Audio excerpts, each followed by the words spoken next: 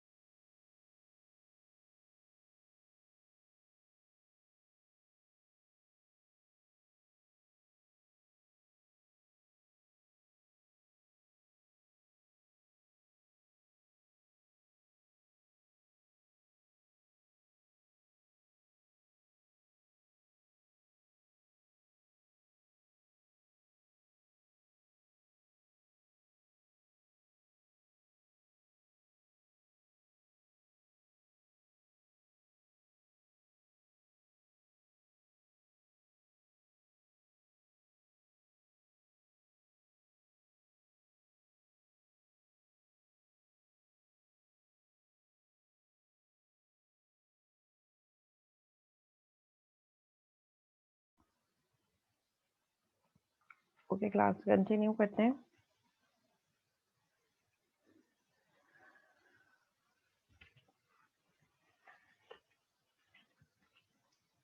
ठीक है, ये हमारे पास फर्स्ट प्रोग्राम है सी शार्प का, जिसमें सबसे पहले हमने नेम स्पेस यूज किया and that name space is system. System की नेम स्पेस यूज करने से क्या हुआ कि सिस्टम की is the base class, system is the base class library. तो इस बेस क्लास के अंदर जितने भी मेथड्स हैं कंसोल के, फाइल के, मैथ्स के, तो वो उसके अंदर स्टोर हैं। तो हमने यूजिंग सिस्टम कर दिया, तो अब हम अपने प्रोग्राम में सिस्टम के अंदर कोई भी built in method class use कर सकते हैं। अगर नहीं किया होगा तो फिर हमें हर किसी के साथ जो है वो सिस्टम डॉट लगाना पड़ेगा।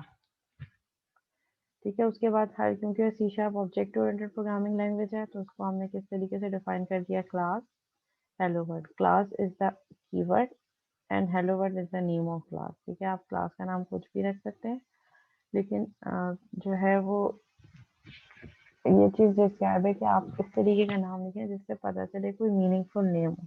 ऐसा ना हो ABC लिखते हैं, XYZ रखते हैं, कोई भी मीनिंगफुल नेम होना चाहिए क्लास का। देन उसके बाद फिर हमारे पास मैंडेटरी मेन मेथड होगा। सारा काम हम जो करेंगे वो मेन मेथड के अंदर करेंगे, जब तक हम मेथड्स और फंक्शंस नहीं पढ़ लेते। ठीक है, main is the entry point. जरूरी है कि मेन के मेथड को आप पब्लिक रखें, क्योंकि ये हर प्रोग्राम एक्सेस हमेशा मेन से होगा। इसको हम बाय डिफॉल्ट एक्सेसिबिलिटी बता रहा है public, it means it can be accessible from anywhere, therefore हमने इसको पब्लिक रखा है। Then static. स्टैटिक मीन्स ये एक ऐसा मेथड है जिसको हम क्लास के साथ यूज करते हैं। इसको एक्सेस करने के लिए, कॉल करने के लिए हमें ऑब्जेक्ट बनाने की जरूरत नहीं है, इसीलिए हम इसको स्टैटिक रख रहे हैं। void is the return time of method. ठीक है, मेथड के नाम से पहले जो चीज मेंशन होती है वो हमेशा उसकी रिटर्न टाइप होती है। यहाँ void मेंशन है, it means it will return nothing. Null and void जैसे कह देते हैं ना, जीरो नथिंग, बल्कि इसको हम जीरो भी नहीं कह रहे, इसको हम कह रहे हैं void कुछ भी नहीं, मीन्स कि ये मेथड कुछ भी रिटर्न नहीं करेगा।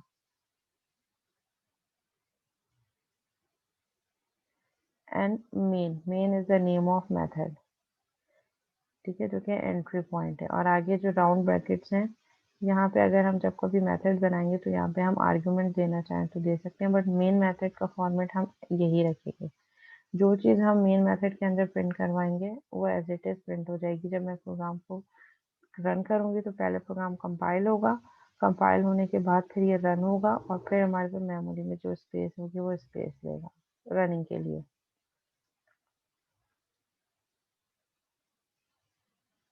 ठीक है, सबसे पहले सोर्स कोड लिखा। ये जो सोर्स कोड है ये सोर्स कोड है। ठीक है, ये सोर्स कोड लैंग्वेज कंपाइलर, क्योंकि सी शार्प में लिखा है तो सी शार्प का कंपाइलर इसको MSIL में ट्रांसफॉर्म कर देगा। MSIL के दो पोर्शन होंगे, एक कोड, एक एक्चुअल कोड जो कि इंटरमीडिएट लैंग्वेज में ट्रांसफॉर्म होगा, और एक डेटा अबाउट कोड। कोड में क्लास का नाम क्या है, कितने मेथड यूज हुए, कितने फंक्शन यूज हुए, कितने वेरिएबल्स यूज हुए, वेरिएबल्स की डाटा टाइप्स क्या है, क्योंकि अभी हमने वेरिएबल्स यूज नहीं किए तो वेरिएबल वाले फिर इंफॉर्मेशन नहीं जाएगी। Also called assembly dot exe और DLL फाइल। ठीक है, हम इसको एक्जी फाइल भी कह सकते हैं और DLL फाइल भी कह सकते हैं।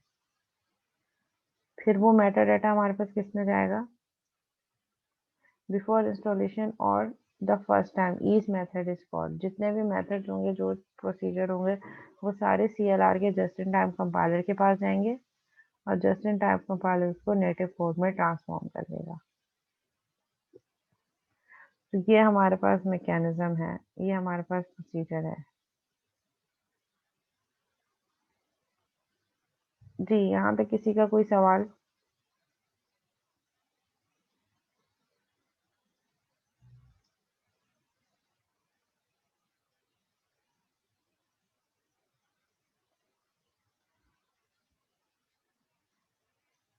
ओके, चलो तो फिर हम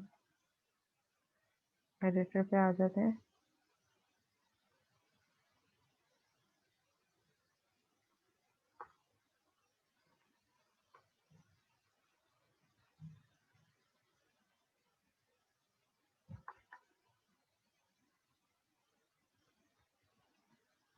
ठीक है, ये हमारे पास स्ट्रक्चर है। जब भी हम सी शार्प के प्रोग्राम में का काम करेंगे, ये हम यहाँ पे करेंगे। ये हमारे पास बेसिक स्ट्रक्चर है जो हम फॉलो करेंगे। बेटा अभी जिनकी अटेंडेंस रह गई है वो अभी वेट करें, अभी मुझे लेक्चर कंप्लीट करने दें, फिर अटेंडेंस का हम बाद में करेंगे। अभी बीच में लेक्चर के बीच में अटेंडेंस का जिक्र करके डिस्टर्बेंस क्रिएट नहीं करें प्लीज।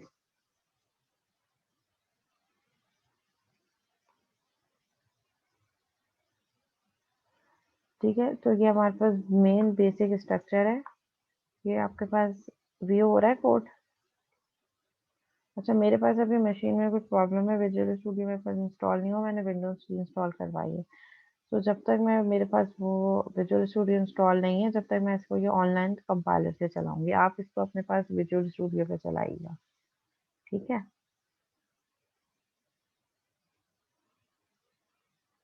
बेटा नोटपैड पे रन नहीं हो सकेगा ना, यहाँ पे रन हो जाएगा, नोटपैड पे रन नहीं हो सकेगा।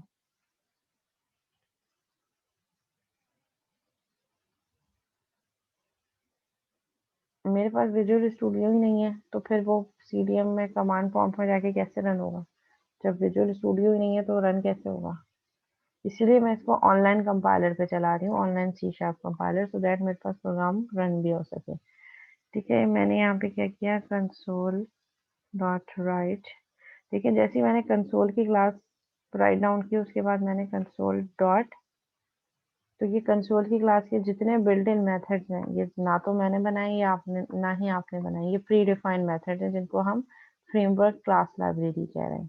मुझे राइट लाइन का मेथड उठाना है, मैंने राइट लाइन का मेथड उठाया, और इस मेथड के अंदर जो चीज़ मैं प्रिंट करवाना चाहूंगी वो मेरे पास एज इट इज प्रिंट हो जाएगी, बट इन डबल कोड। ठीक है, तो ये डबल कोड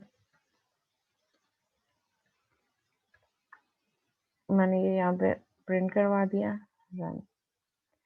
ठीक है, यही चीज़ मेरे पास एज इट इज प्रिंट हो गई।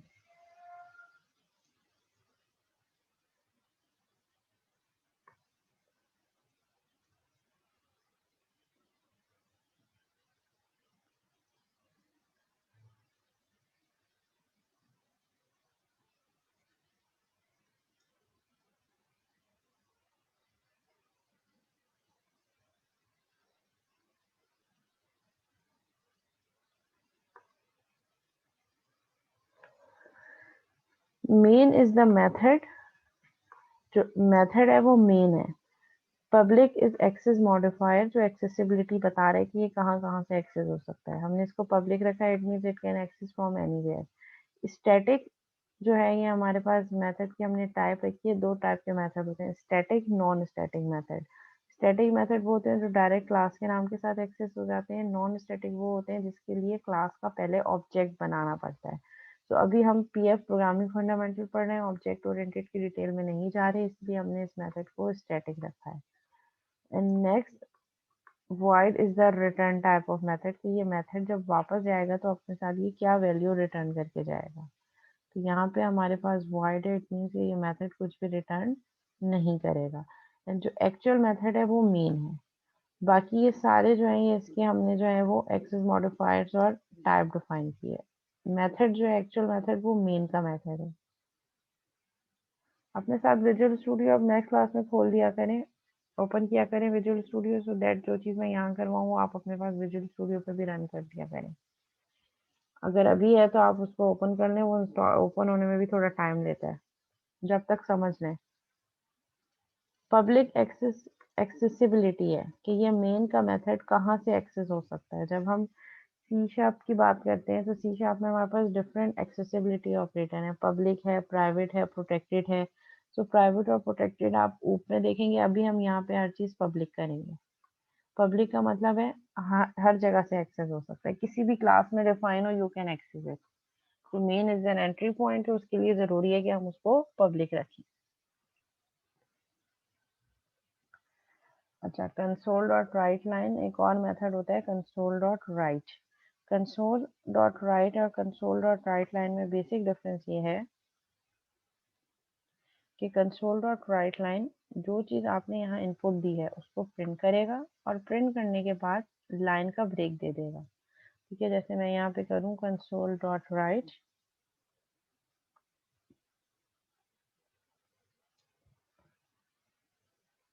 ठीक है, मैंने यहाँ प्रिंट करवा दिया आई लव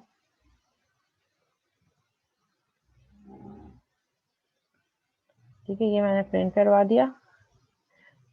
और फिर मैंने एक और चीज प्रिंट करवाई, console dot right I love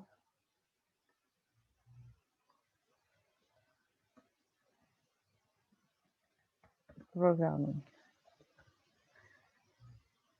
ठीक है, तो बेसिक डिफरेंस क्या है मेरे पास, कंसोल डॉट राइट लाइन और कंसोल डॉट राइट मेथड में। कंसोल डॉट राइट लाइन का मेथड मेरे पास क्या कर रहा होता है, कंसोल डॉट राइट लाइन का मेथड जो स्टेटमेंट मैंने इसको एज एन आर्ग्यूमेंट दिया होता है उसको प्रिंट करवाता है स्क्रीन पे और फिर नेक्स्ट लाइन पे चले जाता है। अब तो फिर क्या होगा, console dot right and Pakistan जिंदाबाद प्रिंट करेगा क्योंकि राइट लाइन का मेथड है, कर्सर को मतलब जब रन होगा तो नेक्स्ट उस पे ले जाएगा लाइन पे, नेक्स्ट लाइन पे जाके प्रिंट करेगा console dot right I love Pakistan. अच्छा, अब इसके बाद मैंने राइट लाइन यूज नहीं किया तो लाइन का ब्रेक नहीं देगा, उसी सेम लाइन पे जाएगा दोबारा। यहाँ पे क्या मैंने इसको console dot right I love programming, इसको रन करूंगी, ये देखिए पाकिस्तान जिंदाबाद आई लव पाकिस्तान, और आई लव पाकिस्तान के फौरन बाद इसने कंसोल पर राइट कर दिया आई लव प्रोग्रामिंग।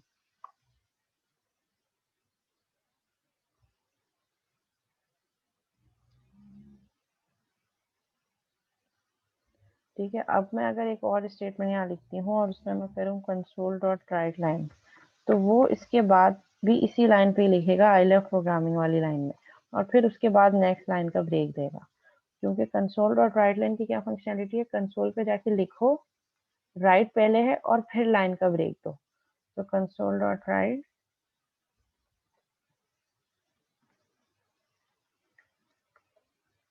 ठीक है, तो ये कराची को भी आई लव प्रोग्रामिंग के साथ ही प्रिंट करेगा। देखिए आई लव प्रोग्रामिंग के साथ देगा। अब अगर मैं कुछ और प्रिंट करवाती हूँ तो वो नेक्स्ट लाइन पे जाएगा।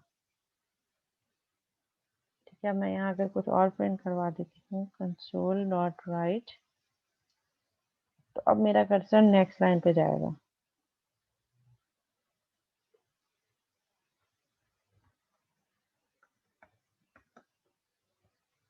First programme,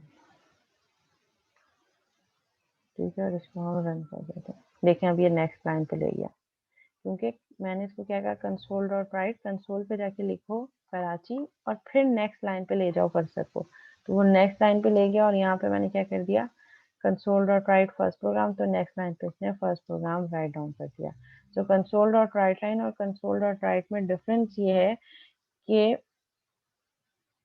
console dot write same line पे लिखता चला जाएगा और कंसोल डॉट राइट लाइन जो है वो लाइन पे प्रिंट करने के बाद आपके कर्सर को नेक्स्ट लाइन पे ले जाएगा। तो ये इस तरीके से काम कर रहा है। यहाँ तक किसी को कोई एतराज, कोई सवाल, कोई क्यूरी?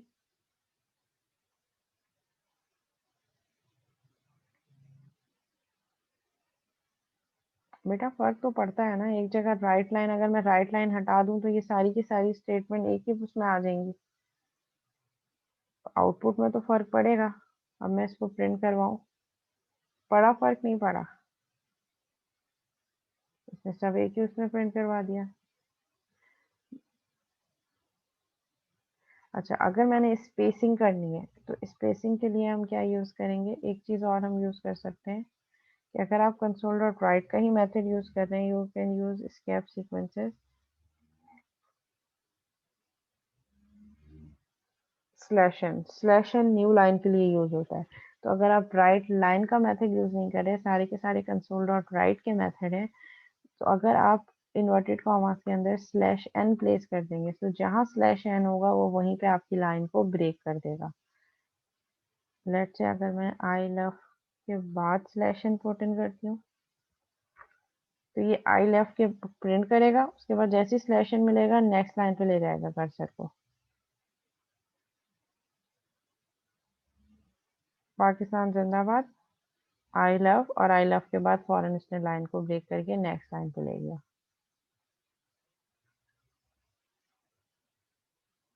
रन और एग्जीक्यूट एक ही चीज है।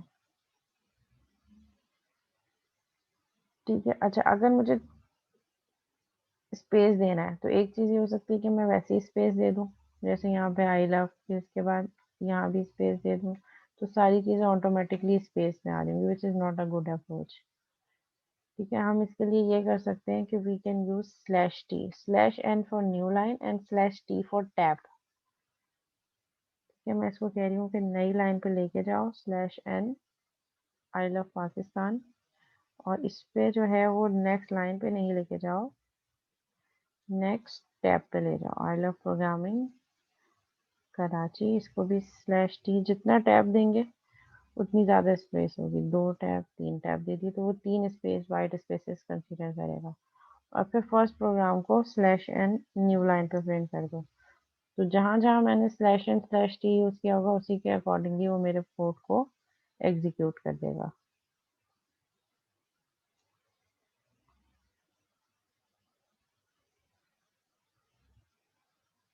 ठीक है, /n for new line and /t for tab.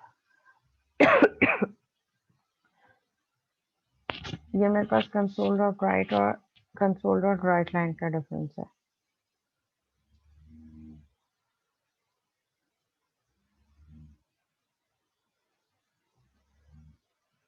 जी बिल्कुल।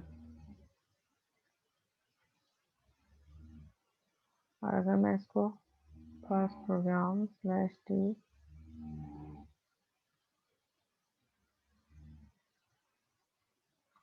/v, तो इसने क्या किया, मुझे वर्टिकली इसको प्रिंट करवा /v यहाँ पे हम /n/t and /r for carriage return.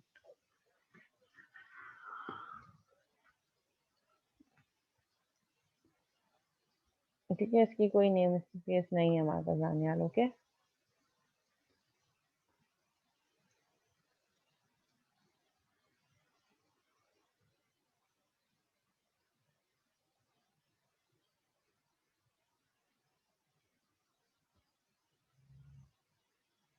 हाँ तो वही आई लव पाकिस्तान में new line /n, I love Pakistan new line पे प्रिंट हुआ है ना। आई लव प्रोग्रामिंग में नहीं आई क्योंकि मैंने यहाँ /n नहीं दिया, /t दिया है।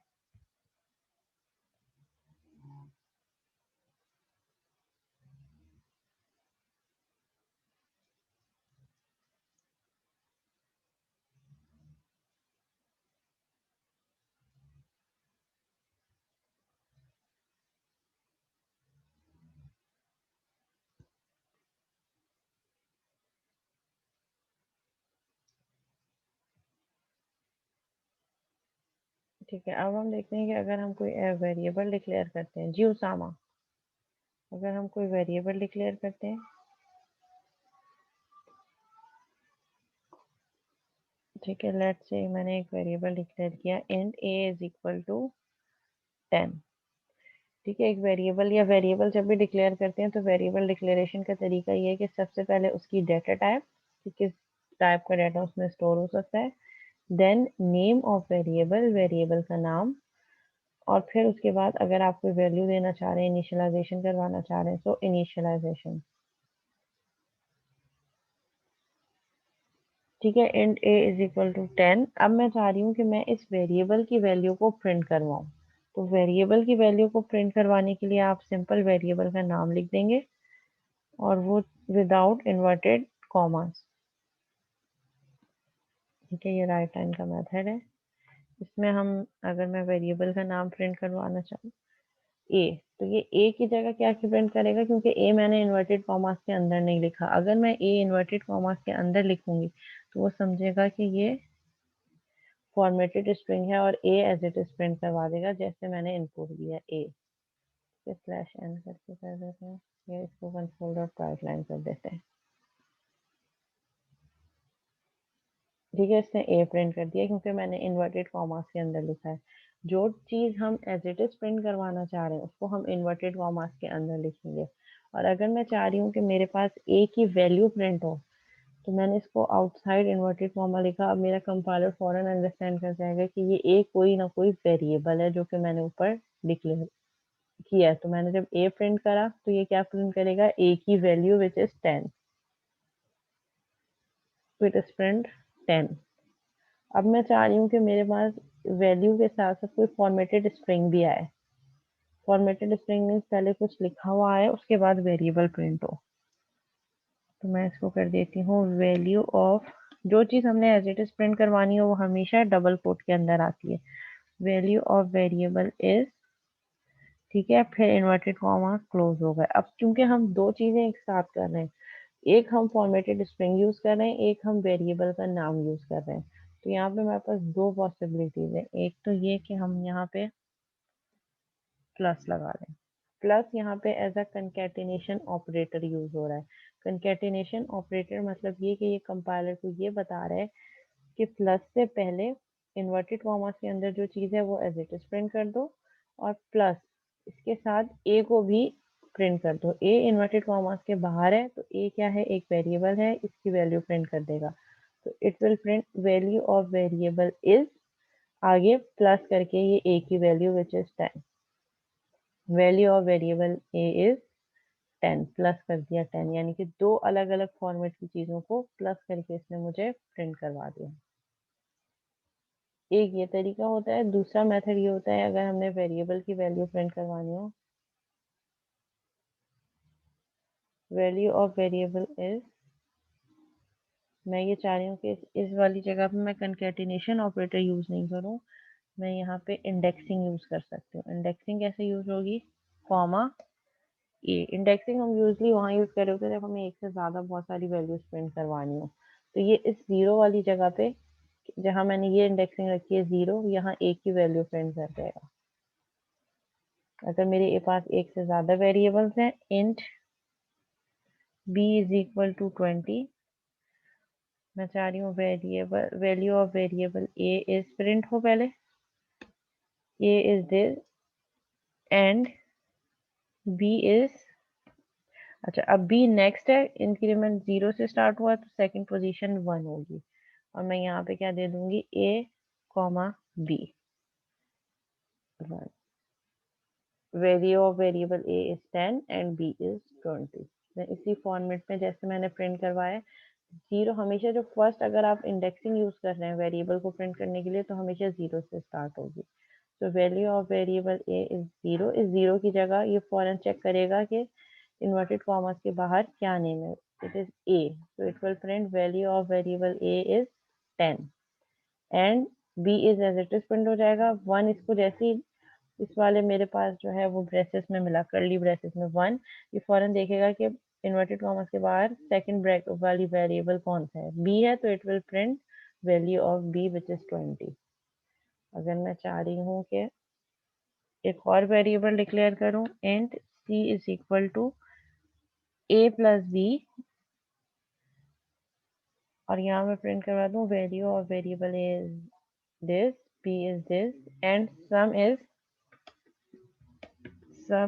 तो यहाँ पे मेरे पास आ जाएगा 2, और यहाँ मैं कर दूंगी c।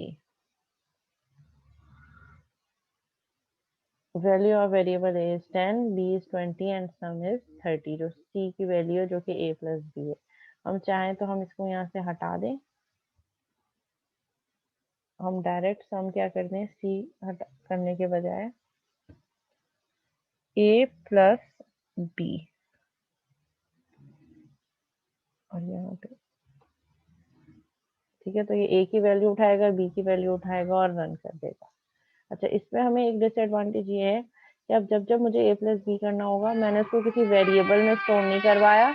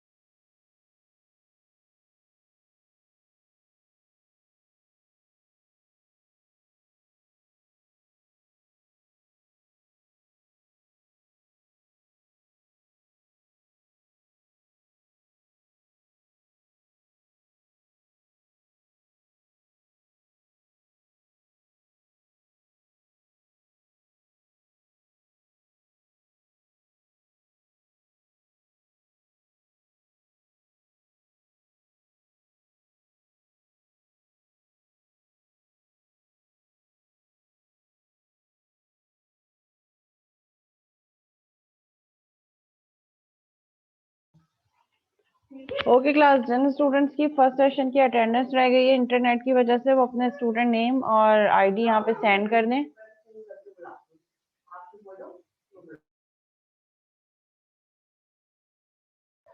और 11 बजे आप लोगों का जो क्विज है वो एलएमएस पे अपलोड हो जाएगा। 11 से 11:40 40 मिनट्स का टाइम होगा, और एलएमएस पेपर पे सॉल्व करके उसकी पिक्चर लेके आप एलएमएस पे अपलोड कर दीजिएगा।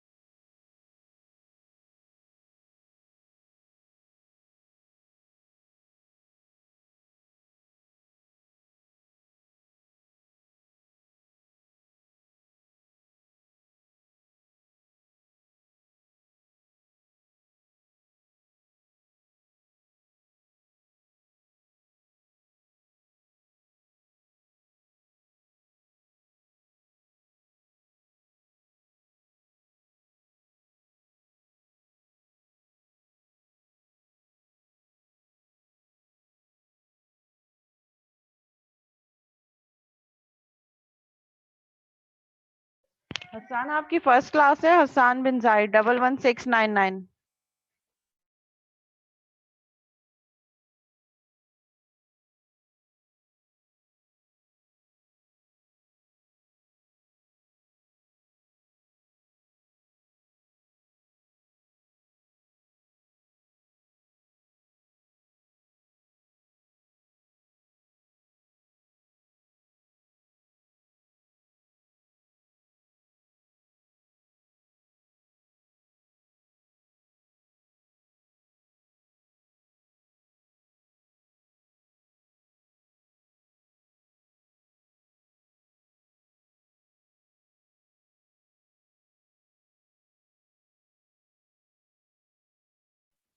सैयद मोहम्मद इब्राहिम रिजवी 12895, आपकी भी फर्स्ट क्लास है आज।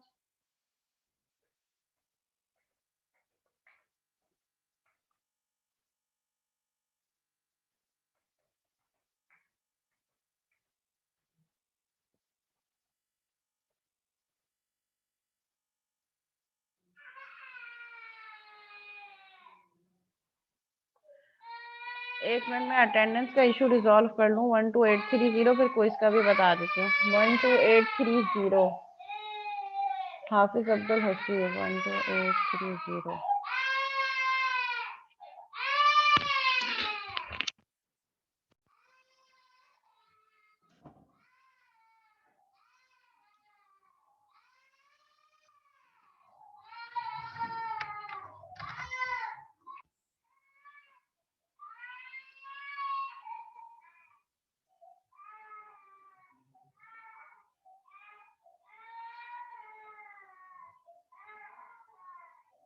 13079।